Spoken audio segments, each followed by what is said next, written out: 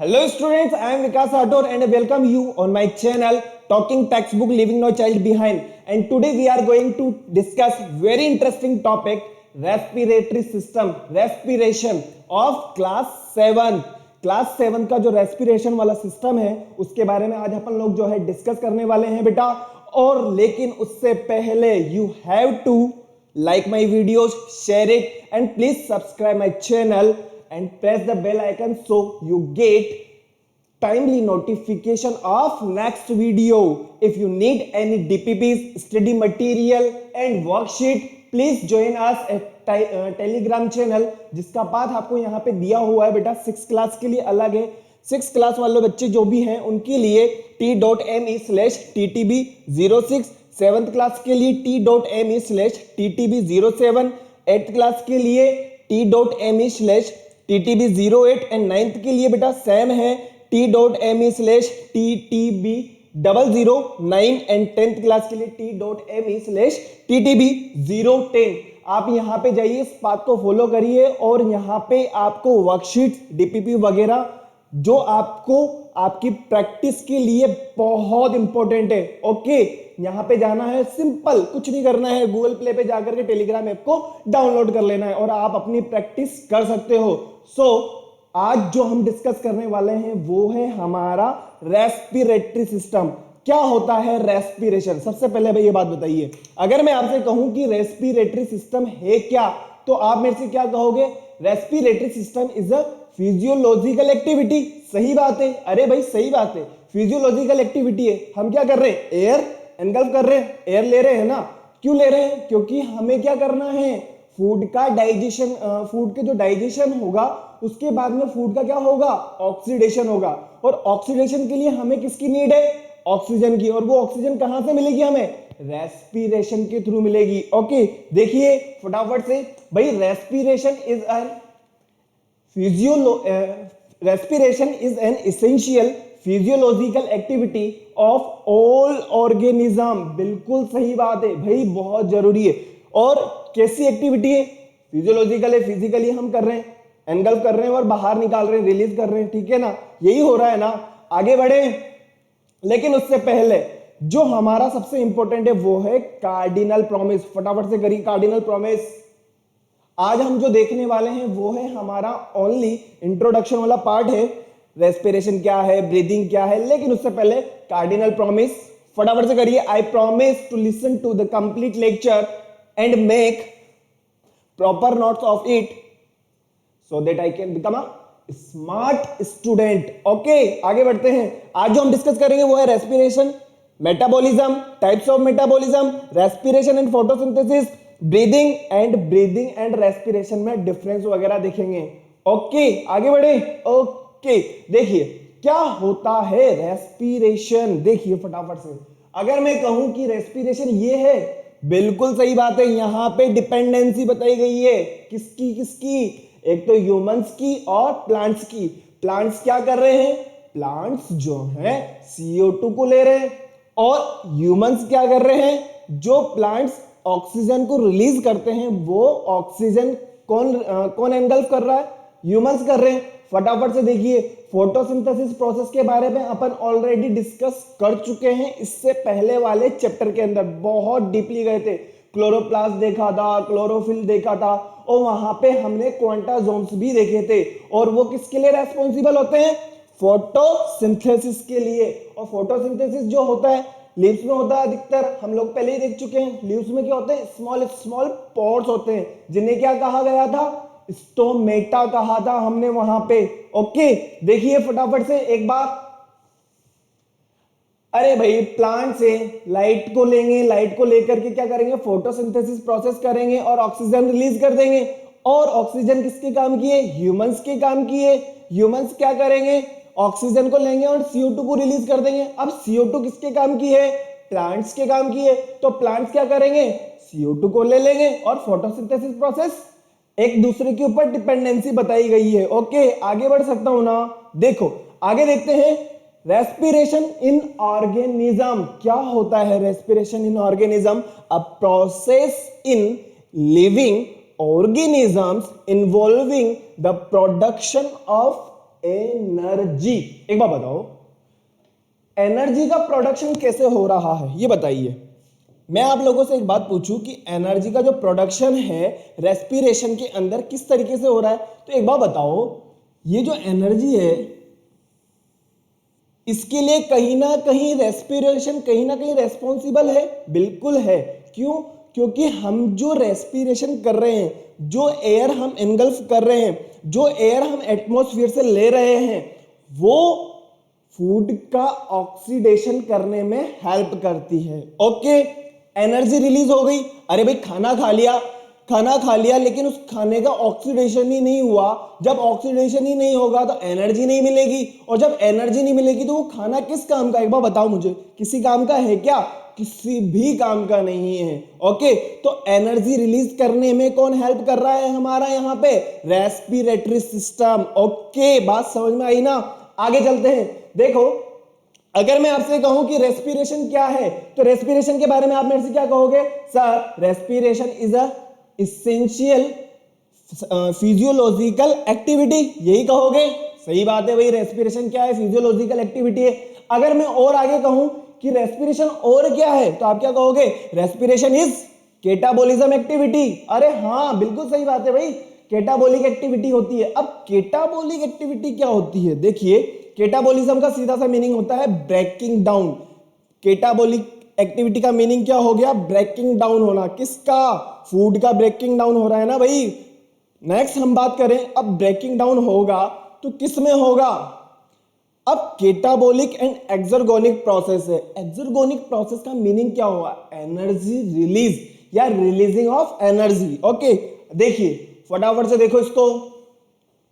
तो हम ये कह सकते हैं कि रेस्पिरेशन क्या है? रेस्पिरेशन कुछ नहीं है, रेस्पिरेशन एक फिजियोलॉजिकल एक्टिविटी हो गई। ओके, और फिजियोलॉजिकल एक्टिविटी जो होती है वो क्या है यहाँ पे रेस्पिरेशन में? केटाबोलिक। और केटाबोलिक जो होती है, हम आगे देखेंगे कि केटाबोलिक और एनाबोलिक दो एक्टिविटीज होती हैं जो हमारे पूरे मेटाबॉलिज्म में कहीं ना कहीं अपना अहम रोल प्ले करती है। ओके, इसके बारे में अपन आगे देखेंगे, यहाँ पे अपन स्टार मार्क कर देते हैं। ओके, आगे चलें। अब केटाबोलिक, देखो केटाबोलिक एक्टिविटी का, केटाबोलिक, केटा, काटा, केटाबोलिक मतलब काटा, काटने का मतलब क्या हो गया? ब्रेकिंग डाउन होना। भाई केटा, केटा, काटा, काटा, काटा, केटाबोलिक एक्टिविटी, सीधी सी बात है, ब्रेकिंग डाउन होगा। अब उस ब्रेकिंग डाउन में क्या होगा? एनर्जी रिलीज होगी। तो मैं ये कह सकता हूं कि केटाबोलिक और एक्सर्गोनिक प्रोसेस होता है। बात समझ में आ गई ना कि रेस्पिरेशन कौन सी प्रोसेस है? फिजियोलॉजिकल प्रोसेस है एंड केटाबोलिज्म है। ओके, आगे बढ़ते हैं। देखो यहां पे लिखा हुआ है आपके पास में कि रेस्पिरेशन एक फिजियोलॉजिकल एक्टिविटी हो गई, केटाबोलिज्म हो गई, ब्रेकिंग डाउन होगा और इसमें एनर्जी रिलीज होगी। फटाफट से आप लोगों के पास में 3 मिनट है, इस 3 मिनट के अंदर अंदर फटाफट से लिख लीजिए बेटा। Respiration is essential for physiological activity of all organism. 3 minute में फटाफट से। इट इज अ केटाबोलिक प्रोसेस, हमने वहां पे उसका फ्लो चार्ट देख लिया था। फिजियोलॉजिकल एक्टिविटी, फिर उसके बाद में केटाबोलिक देखा था, फिर उसके बाद में हमने क्या देखा था? ब्रेकिंग डाउन हो रहा था। अब यहां पे लिखा हुआ है respiration is essential of all organisms. बिल्कुल सही बात है भाई, फिजियोलॉजिकल है, फिजिकली हमें करना पड़ेगा। ऐसा नहीं है कि मैं अपनी नाक बंद करके या मुंह बंद करके रह जाऊंगा, नहीं हो सकता भाई, करना ही पड़ेगा, फिजिकल प्रोसेस है। नेक्स्ट केटाबोलिज्म है। आप लोगों के पास में 2 मिनट शेष हैं, फटाफट से लिख लीजिए। Respiration is a multi step enzyme mediated biochemical process of oxidative breakdown of organic compounds. Breaking down हो रहा है ना, हमने वहां पे भी देखा था। नेक्स्ट यहां पे लिखा हुआ है the process of taking oxygen into cell, utilizing it for releasing of energy and then removing the waste products like carbon dioxide and water is known as respiration. 1 minute शेष बचने वाला है कहने का मतलब। ओके, चलिए चलिए चलिए फटाफट से लिख लीजिए।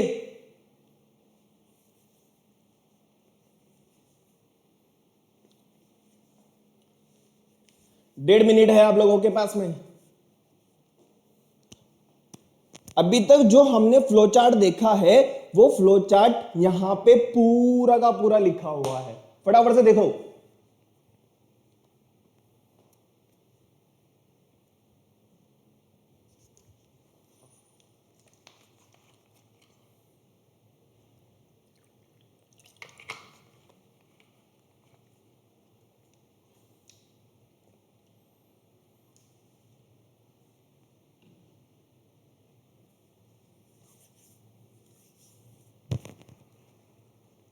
पचास सेकंड शेष हैं आप लोगों के पास में ओनली।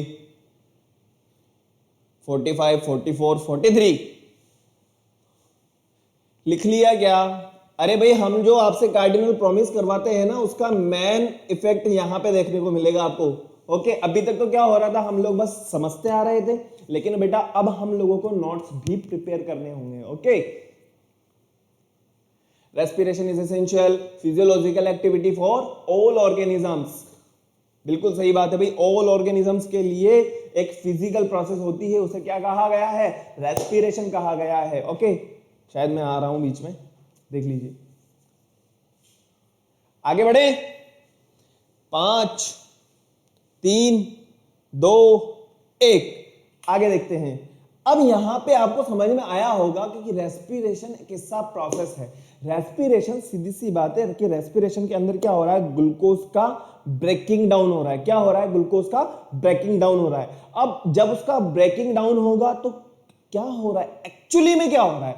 एक्चुअली में हम ये कह सकते हैं कि फूड का ऑक्सीडेशन हो रहा है। क्या हो रहा है? फूड का ऑक्सीडेशन हो रहा है। और ऑक्सीडेशन जब होगा तो फूड से हमें क्या मिलेगी? एनर्जी मिलेगी। ओके, और वो एनर्जी हमारी पूरी की पूरी बॉडी में ईच एंड एवरी सेल्स के अंदर जाएगी और फ्लो हो जाएगी। ठीक है, ब्लड के अंदर। याद करो हमने डाइजेशन वाले पार्ट में देखा था कि विलाइज वगैरह होते हैं, तो विलाई के अंदर जब हमारा फूड पार्टिकल वगैरह जाता है तो वहां पे एनर्जी रिलीज होती है। तो वहां पे हम एनर्जी रिलीज करेगा कौन? ऑक्सीडेशन के थ्रू ही होगा। ओके, तो यहां पे हमने जो देखा है वो क्या है? लिखा हुआ है the process of taking oxygen into cell utilising it for releasing of energy and then removing the waste products like carbon dioxide and water. और इस वाली प्रोसेस के अंदर क्या होगा भाई? हम लोग क्या कर रहे हैं? एयर ले रहे हैं, एयर ले रहे हैं, एयर ले रहे हैं। ठीक है, लेकिन वेस्ट प्रोडक्ट भी तो बाहर निकाल रहे हैं, कार्बन डाइऑक्साइड एंड वाटर, जो इस प्रोसेस के अंदर इंक्लूड है। अब एक बात बताओ, हम लोग क्या कर रहे हैं? ऑक्सीजन ले रहे हैं और कार्बन डाइऑक्साइड रिलीज कर रहे हैं, यही हो रहा है ना? अरे नहीं भाई, ऐसा कुछ नहीं हो रहा है। हम लोग एयर ले रहे हैं। क्या ले रहे हैं? एयर ले रहे हैं। ऐसा कुछ नहीं है कि भाई हम लोगों ने जो देखा कि वहां पे ऑक्सीजन का टुकड़ा पड़ा हुआ है या ऑक्सीजन की जो गैस है वहां पे नजर आएगी तो वहां जाकर करके ऑक्सीजन ले ली, ऐसा कुछ नहीं है। हम लोग क्या कर रहे हैं? एयर ले रहे हैं। ऐसा होता तो हम लोग आपस में लड़ने लग जाते कि मैंने पहले देखी थी। ओके, तो हम लोग क्या कर रहे हैं? एयर ले रहे हैं। आगे देखते हैं। यह है हमारे पास में रेस्पिरेशन इन प्लांट्स। प्लांट्स में हमने ऑलरेडी डिस्कस किया था क्या? कि फोटोसिंथेसिस प्रोसेस होती है और किसके थ्रू होती है? गैसेस एक्सचेंज भी देखा था। कैसे होगा? अरे भाई 6th क्लास के अंदर पढ़ा था आपने प्लांट वाला चैप्टर, याद करो। ट्रांसपीरेशन होता है, गैसेस एक्सचेंज होती हैं, फोटोसिंथेसिस प्रोसेस होता है, एक स्मॉल पोर होता है जिसे क्या कहा गया था? स्टोमेटा कहा गया था। ओके, ऑक्सीजन और रेस्पिरेशन होगा, ऑर्गेनिक मटेरियल वगैरह होंगे, कार्बन डाइऑक्साइड वगैरह रिलीज होगी और एनर्जी भी रिलीज होगी। ओके ना? नेक्स्ट हम देखते हैं रेस्पिरेशन इन ह्यूमंस। और ह्यूमंस के अंदर जो रेस्पिरेशन का सबसे अहम और सबसे इंपॉर्टेंट जो ऑर्गन है वो है लंग्स। लंग्स में ही हमारी ऑक्सीजन जो होती है वो क्या करती है? यहां पे आकर के कन्वर्ट हो जाती है। अभी तक तो हम क्या कर रहे हैं? एयर ले रहे हैं, और लंग्स में जाकर के जो हमारे काम की, और हमारे काम की क्या चीज है? Only oxygen. यहां पे हमारे क्या काम की है? यहां पे ऑक्सीजन होती है। ओके, और वो ऑक्सीजन हमारे काम आ जाएगी किसमें? ऑक्सीडेशन ऑफ फूड में। ऑक्सीडेशन में काम आ जाएगी ना। और ऑक्सीडेशन में काम आने के बाद में जो अदर गैसेस हैं, कार्बन डाइऑक्साइड, मीथेन वगैरह जो भी बची हुई है, वो सब क्या होंगी? वापस बाहर निकल जाएंगी। ओके, आगे बढ़े। देखिए आगे देखते हैं मेटाबॉलिज्म। अरे भाई इस शब्द ने हम लोगों के मतलब प्राण ले रखे हैं। एक बार बताओ, मेटाबॉलिज्म हर जगह, मेटाबॉलिज्म हर जगह, मेटाबॉलिज्म मेटाबॉलिज्म है क्या? सबसे पहले तो हमें यह समझना होगा। ओके, तो मेटाबॉलिज्म का सबसे पहले मीनिंग देखते हैं, क्योंकि जब हमें डाइजेशन देखा था ना, तब भी हम क्या बोलते थे? मेटाबॉलिज्म। तो मेटाबॉलिज्म एक्चुअली में है क्या? सबसे पहले मेटाबॉलिज्म वर्ड को देखें, फिर उसके बाद में हम लोग मेटाबॉलिज्म्स के टाइप्स को देखेंगे। फटाफट से देखिए एक बार, क्या है मेटाबॉलिज्म। तो यहां पे लिखा हुआ है metabolism, the sum total of all the vital activities is called metabolism. एक बार बताइए, जस्ट द सम ऑफ, कई बार ये क्या नाराज हो जाता है, कोई दिक्कत वाली बात नहीं है, नाराज है तो मना लेंगे अपन। ओके, देखो यहां पे लिखा है sum total of all the vital activities is called metabolism. अब हमारी बॉडी के अंदर जो भी एक्टिविटीज हो रही है ना, जितनी भी एक्टिविटीज हो रही हैं, उन्हें मैं क्या कहूंगा? मेटाबॉलिज्म। अब मुझे एक एक बात कहने की जरूरत नहीं है कि हमारी बॉडी के अंदर डाइजेशन होता है, हमारी बॉडी के अंदर रेस्पिरेशन होता है, हमारी बॉडी के अंदर एक्सक्रीशन होता है, और फर्दर जो भी होना होता है। तो मैं एक वर्ड कह सकता हूं, वो क्या? मेटाबॉलिज्म। मेटाबॉलिज्म है क्या? हमने सबको मिला करके एक बात कह दी कि ये मेटाबॉलिज्म का पार्ट है। क्या है? मेटाबॉलिज्म का पार्ट है। अब हम बात करते हैं, मेटाबॉलिज्म को भी टू टाइप्स के अंदर डिवाइड किया हुआ है। एक है हमारे पास कि मैं वो है anabolism, and next is catabolism. Okay, अब एक बार बताओ, एनाबोलिज्म सर अगर हम इस तरीके से याद रखेंगे तो हम तो भूल ही जाएंगे। सही बात है, भूल ही जाएंगे, मैं भी मान सकता हूं। अब एक बार बताओ, एनाबोलिज्म, सबसे पहले हम एनाबोलिज्म को तो एक तरफ रख देते हैं। अब हम सबसे पहले देखते हैं केटाबोलिज्म। केटाबोलिज्म हमने कहां देखा था? अभी जस्ट देख करके आए, physiological process, catabolism, exergonic process, breaking down, याद करो। सबसे पहले अपन केटाबोलिज्म देखते हैं। देखो केटाबोलिज्म, काटाबोलिज्म याद रख सकते हैं, काटा दो भागों में बांटा, सीधी सी बात है। तो केटाबोलिज्म क्या हो गया? It includes metabolic process by which larger molecules, जो लार्जर मॉलिक्यूल्स होते हैं वो किसमें कन्वर्ट होंगे? सिंपलर मॉलिक्यूल्स के अंदर कन्वर्ट हो जाएंगे। ओके, तो काटा और दो भागों के अंदर जो बांटा, ये तो क्या हो गया? लार्ज है। ओके, या मैं क्या कह सकता हूं? कॉम्प्लेक्स है। और अगर मैं इनकी बात कहूं तो यहां पे क्या होंगे? ये सिंपलर होंगे। तो केटाबोलिज्म क्या हो गया? काटा दो भागों के अंदर बांटा। अब नेक्स्ट हम देखते हैं, जो पहले नंबर का टाइप है वो है हमारे पास में एनाबोलिज्म।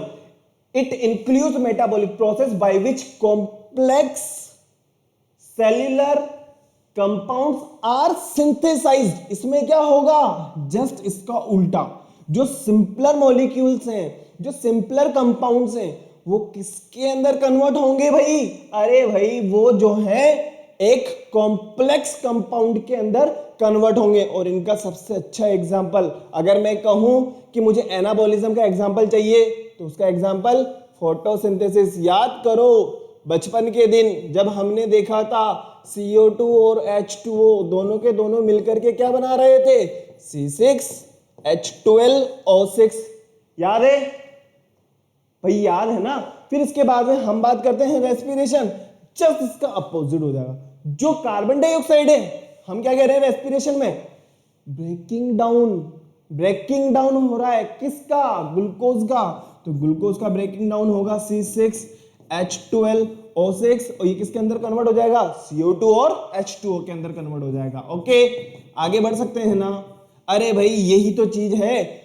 एनाबोलिज्म समझ में आ गया, केटाबोलिज्म समझ में आ गया, और दोनों किसके पार्ट हैं?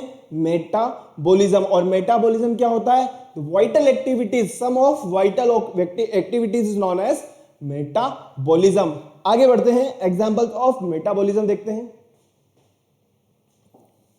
देखिए मेटाबॉलिज्म के यहां पे आपको एग्जांपल्स नजर आ रहे होंगे। देखिए किस तरीके से इन्होंने समझाया है यहां पे कि एनाबॉलिज्म रिएक्शन हो रही है और कैटाबॉलिज्म रिएक्शन हो रही है। इसके अंदर क्या है, एनाबॉलिज्म के अंदर एक लार्जर मॉलिक्यूल आया है और यहां पे अगर हम देखें तो लार्जर मॉलिक्यूल था, ये लार्जर मॉलिक्यूल था जो किसके अंदर कन्वर्ट हो गया, सिंपलर मॉलिक्यूल्स के अंदर, छोटे छोटे सिंपलर मॉलिक्यूल के अंदर कन्वर्ट हो गया और एनर्जी भी मिली। इसमें एनर्जी भी लग रही है। भाई एक बार बताओ, अगर हमें एक लार्ज मॉलिक्यूल बनाना है तो उसके लिए हमें क्या प्रोवाइड करनी होगी, एनर्जी प्रोवाइड करनी होगी। फटाफट से एक बार देख लो बस सरसरी निगाहों से।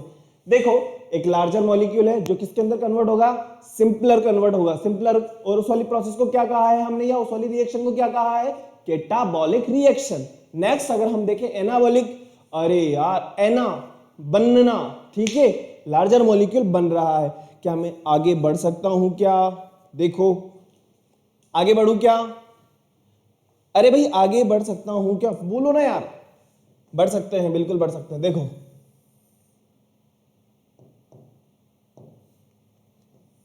इस तरीके से बीच में लाइन देख लो, अब आपको समझ में आ रहा होगा ये कैटाबॉलिक रिएक्शन हो जाएगी बेटा और ये एनाबॉलिक रिएक्शन हो जाएगी। आगे बढ़े, देखिए आगे देखते हैं। अब यहां पे एक छोटा सा, क्योंकि आज हम लोग ओनली इंट्रोडक्शन देख रहे हैं किसका, रेस्पिरेशन का। कल जो नेक्स्ट जो हमारी क्लास होगी उसमें हम प्रॉपर एनसीईआरटी और एनएसओ वाले क्वेश्चंस वगैरह देखेंगे। आज हम देख रहे हैं कि रेस्पिरेशन के अंदर कौन कौन सी टर्म्स यूज होती हैं, ठीक है। तो हम ये देख रहे हैं जो ग्लूकोज है उसका क्या हो रहा है, ब्रेकिंग डाउन हो रहा है। अब ब्रेकिंग डाउन भी टू टाइप से होता है, एक होता है एनारोबिक, एक होता है एरोबिक। टेंशन ना लो, नेक्स्ट क्लास के अंदर हम एरोबिक एंड एनारोबिक पूरा का पूरा डिटेल में देखेंगे, डिफरेंसेस देखेंगे, एरोबिक क्या होता है और एनारोबिक क्या होता है। अभी बस ये समझिए कि एनारोबिक जो रिएक्शन है वो कैसा है, इसमें ऑक्सीजन नहीं होगी, ओके। और एरोबिक रेस्पिरेशन की अगर मैं बात करूं तो इसमें ऑक्सीजन प्रेजेंट होगी, लिखा हुआ है नो ऑक्सीजन, यहां पे ऑक्सीजन प्रेजेंट होगी। अब एक बार बताइए, ये है हमारे पास में ग्लूकोज, या मैं ये कह सकता हूं कि ये हमारे पास में क्या है, फूड है। क्या है, फूड है। अरे भाई फूड है। अब इस फूड को क्या होगा, ब्रेकिंग डाउन होगा या ग्लाइकोलाइसिस होगा और ये किसके अंदर कन्वर्ट हो जाएगा, पाइरूवेट के अंदर कन्वर्ट हो जाएगा, ओके। अब पाइरूवेट के अंदर कन्वर्ट होने के बाद में अगर ऑक्सीजन की प्रेजेंस में होता है या ऑक्सीजन की एब्सेंस में होता है, तो वहां पे देखिए जब ऑक्सीजन की प्रेजेंस में होता है तो हमें कितनी एनर्जी मिल रही है, 32 एटीपी एनर्जी मिल रही है, 32 एटीपी। अब एटीपी क्या है, एडिनोसाइन ट्राइफॉस्फेट, ओके। ये एनर्जी की यूनिट है, कुछ नहीं है, एनर्जी की यूनिट है, अपन आगे देखेंगे, ओके। 32 एटीपी हमें मिल रही है, कब, जब ऑक्सीजन की प्रेजेंस में फूड का डाइजेशन या फूड का ऑक्सीडेशन हो रहा है, ओके। फूड का ऑक्सीडेशन हो रहा है किसकी प्रेजेंस में, ऑक्सीजन की प्रेजेंस में। वहां पे हमें कितनी एनर्जी मिल रही है, 32 ATP. ATP is adenosine triphosphate. अब हम बात करें एनारोबिक रेस्पिरेशन की। एनारोबिक रेस्पिरेशन में क्या होगा, ओनली 2 एटीपी ही हमें एनर्जी की फॉर्म में मिलेंगे। बताइए कितना डिफरेंस है, जो 30 एटीपीज है ना वो लॉस्ट हो चुके हैं हमारे। और एरोबिक की अगर अपन बात करें, एरोबिक के अंदर हमें कितनी एनर्जी मिल रही है, 32 एटीपी मिल रही है। अब इसमें क्या होता है, कुछ अलग से कंपाउंड्स बनते हैं, वो होता है एथेनॉल, लैक्टिक एसिड, ये फर्मेंटेशन के थ्रू बनता है, ओके। यीस्ट वगैरह वहां पे यूज होते हैं तब जाकर के बनता है, टेंशन वाली बात नहीं है। बात समझ में आई ना कि रेस्पिरेशन में अगर हम बात करें कि ऑक्सीडेशन की, तो 2 टाइप का होगा, एरोबिक और एनारोबिक। वो और एनर्जी की हम बात करते हैं तो एरोबिक के अंदर हमें एनर्जी ज्यादा मिलती है, और अगर हम बात करें किसकी, एनारोबिक की, तो वहां पे एनर्जी हमें ओनली 2 एटीपीज ही मिलती है। आगे बढ़ सकता हूं, एक बार फिर भी देख लीजिए। When break down of glucose occurs with the use of oxygen, it is called aerobic respiration.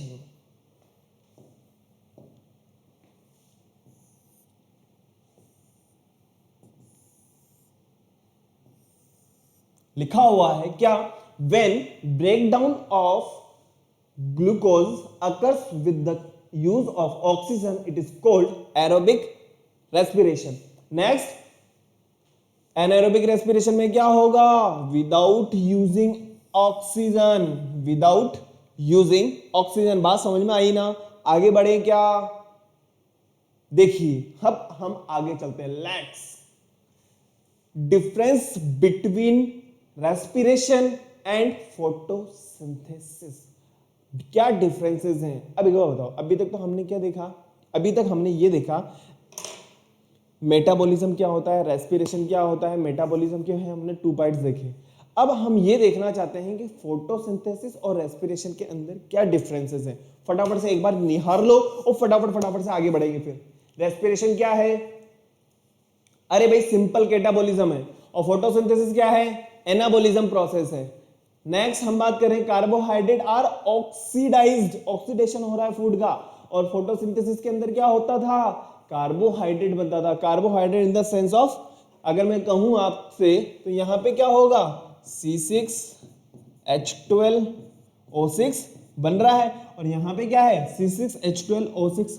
ये क्या हो रहा है? ऑक्सीडाइज्ड हो रहा है। ओके, बात समझ में आई ना? नेक्स्ट लिखा हुआ है energy is liberated in the form of ATP, light energy is stored. अरे भाई लाइट एनर्जी यूज की जाती है इसके अंदर। ओके, नेक्स्ट लिखा हुआ है क्या?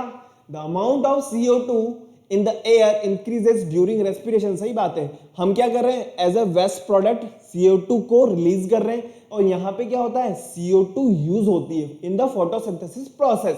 Next, it takes place in all the living cells, it takes place only in chlorophyll cells. हमने क्लोरोफिल देखा था। क्लोरोफिल कहां प्रेजेंट होता है? क्लोरोप्लास्ट के अंदर प्रेजेंट होता है। और क्लोरोफिल की भी बात करें तो क्लोरोफिल में क्या होते हैं? क्वांटासोम्स होते थे, याद है ना? देखो फिर फटाफट से देखते हैं, आगे बढ़ते हैं। Dry weight of plants decrease, dry weight of plant increases. और नेक्स्ट हम बात करें O2 is utilized and CO2 and H2O are formed. 6 CO2 and H2O are utilized and glucose and oxygen are formed. सही बात है। और अगर इसकी रिएक्शंस की अगर हम बात करें तो अभी जस्ट हम लोगों ने मेटाबॉलिज्म में देखा था, यही प्रोसेस हो रहा था ना रेस्पिरेशन के अंदर। ये क्या है? ग्लूकोज है, किसकी प्रेजेंस में? ऑक्सीजन के प्रेजेंस में क्या हो रहा है? सिंपलर कंपाउंड के अंदर कन्वर्ट हो रहा है। नेक्स्ट अगर मैं बात करूं, ये सिंपलर कंपाउंड्स हैं जो क्या हो रहे हैं? एक लार्ज या कॉम्प्लेक्स मॉलिक्यूल के अंदर कन्वर्ट हो रहे हैं। ओके, फटाफट से एक बार देखिए, 1 मिनट है आप लोगों के पास में, फटाफट देख लीजिए। First, second, third, fourth, fifth, six, seventh, eight.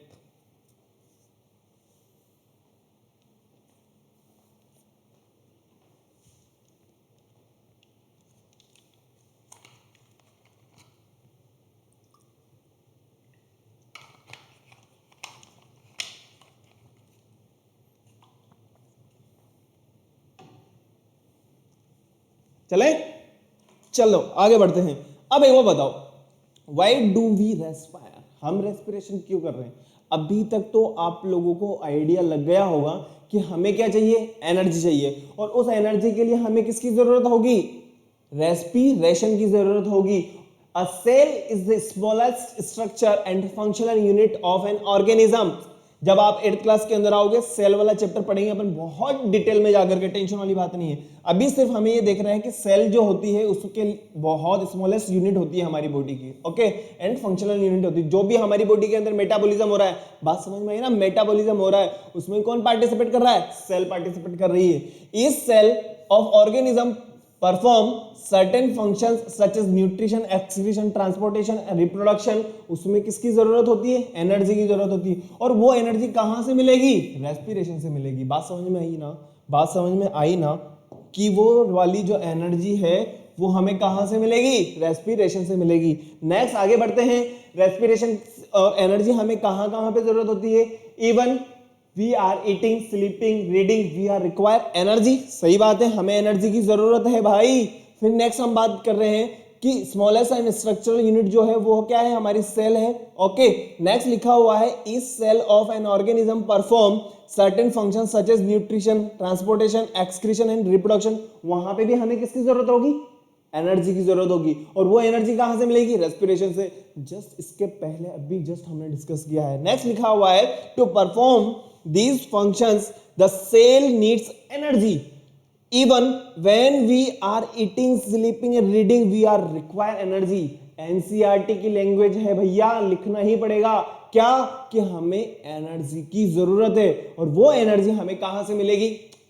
Respiration से। फटाफट से देख लो।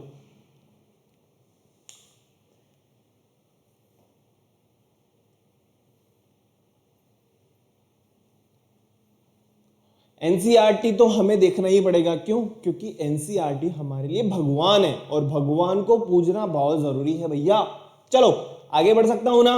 चलिए आगे देखते हैं। ये भी हमारी एनसीईआरटी की ही लैंग्वेज है।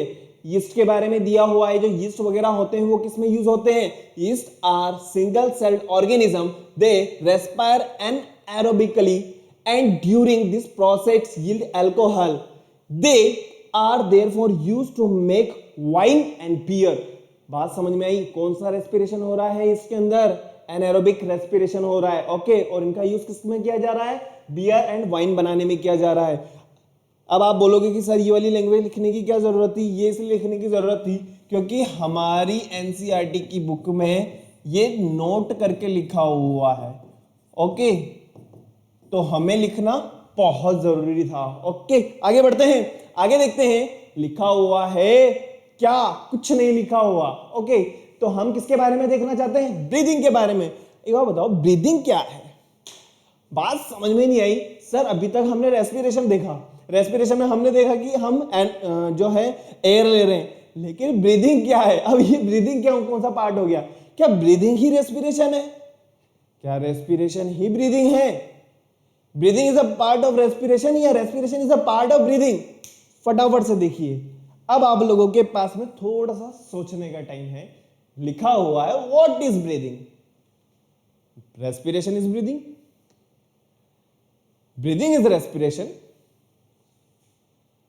Breathing is a part of respiration, या respiration is a part of breathing? सोचो सोचो सोचो, और सोच समझ करके बिल्कुल सटीक जवाब दीजिए। क्या है ब्रीदिंग भैया? अभी तक तो हमने ओनली रेस्पिरेशन का इंट्रो देखा है, अब हम देख रहे हैं ब्रीदिंग।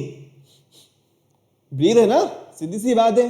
और एक बार बताओ, रेस्पिरेशन है ना, दोनों सही है, गलत तो कुछ भी नहीं है। लेकिन सोचना पड़ेगा किसको ब्रीदिंग कहेंगे, और दोनों अलग अलग है, ये भी पक्की बात है। किसको ब्रीदिंग कहेंगे, किसको रेस्पिरेशन कहेंगे? देखो देखो देखो, आगे बढ़े। ओके, आगे बढ़ते हैं। तो आप लोगों के लिए अभी तक इसका जवाब आ चुका होगा, और जवाब आप लोगों के सामने लिखा हुआ है क्या? Breathing is a part of respiration. सत्य वचन है, बिल्कुल। ब्रीदिंग जो है पार्ट है किसका? रेस्पिरेशन का। ब्रीदिंग में तो सिर्फ एयर आ रही है, जा रही है, लेकिन रेस्पिरेशन तो वाइटल एक्टिविटीज कर रहा है भैया। एनर्जी फॉर्म हो रही है, किसकी वजह से हो रही है? रेस्पिरेशन की वजह से ही हो रही है। ब्रीदिंग तो सिर्फ और सिर्फ क्या कर रही है? ब्रीदिंग में तो हम एयर ले रहे हैं, बाहर निकाल रहे हैं, ले रहे हैं, बाहर निकाल रहे हैं, बस। ओके, आगे बढ़ते हैं। देखिए ब्रीदिंग के बारे में यहाँ पे लिखा हुआ है, फटाफट फटाफट से एक बार देख लीजिए इसको, और 3 मिनट है आप लोगों के पास में। फटाफट। Breathing means taking in air rich in oxygen and giving out air rich in carbon dioxide with the help of respiratory system. Inhalation होता है, एक्सहेलेशन होता है। इनहेलेशन का मीनिंग क्या हो गया? देखिए यहाँ पे कुछ टर्म्स हैं, वो है the number of times a person breathes in a minute, it is term as a breathing rate. 1 minute में आप जितनी ब्रीथ कर रहे हो उसे हमने किसमें काउंट किया है? ब्रीदिंग रेट के अंदर काउंट किया है। इनहेलेशन, सांस को अंदर लेना, सांस को नहीं, सांस, एयर को आगे, ठीक है, इनहेलेशन। और एक्सहेलेशन का बाहर रिलीज करना। इनहेलेशन एक्सहेलेशन जो होता है वो एक ब्रीथ होती है हमारी, ऐसा नहीं 1 2 3 4 नहीं,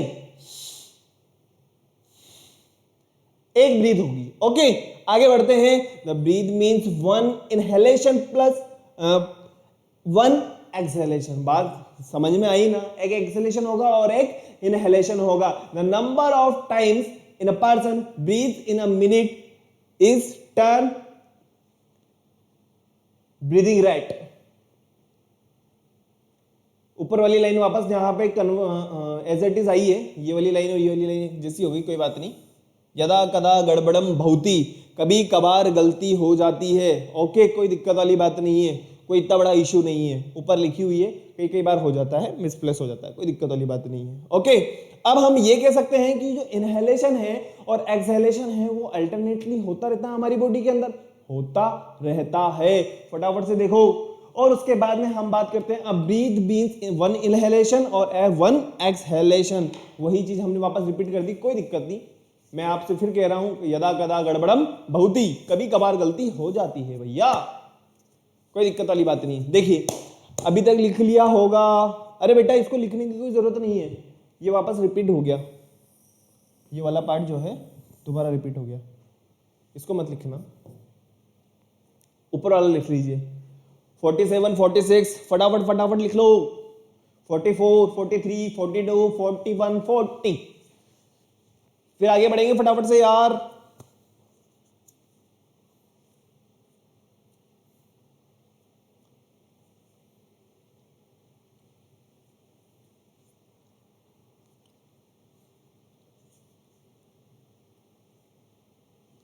हम्म 20,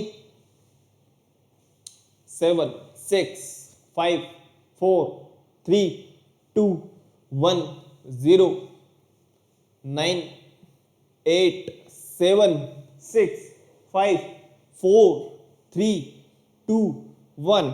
आगे देखते हैं, आगे हम ये देखते हैं क्या ब्रीदिंग और रेस्पिरेशन में क्या डिफरेंस है।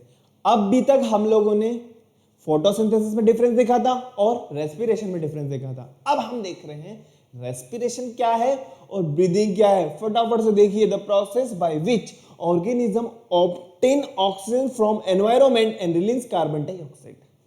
और यहां पे क्या होगा, अरे भाई बायोकेमिकल प्रोसेस होगी। नेक्स्ट लिखा हुआ है breathing involves lungs, so it is an organ system level process. Breathing की बात कर रहे हैं। Respiration besides being at organ system level also occur at cellular level. Next लिखा हुआ है breathing itself do not release energy. Breathing का कोई वजूद नहीं है जब तक रेस्पिरेशन नहीं है, और रेस्पिरेशन का तो वजूद आप जानते ही हो क्या है, एनर्जी रिलीज करने में। नेक्स्ट लिखा हुआ है लास्ट है breathing is a part of respiration, जो हमारा क्वेश्चन था, और लिखा हुआ है respiration is not a part of breathing. Okay, मुझे लगता है कि ये इंट्रोडक्शन वाला पार्ट आपको समझ में नहीं, बहुत अच्छे से समझ में आया होगा। ओके, तो आपको वही काम करना है, वीडियो को लाइक करना है, शेयर करना है और चैनल को सब्सक्राइब कर देना है। और सब्सक्राइब करने के बाद में please press the bell icon so that you get the notification of next video. Thank you very much.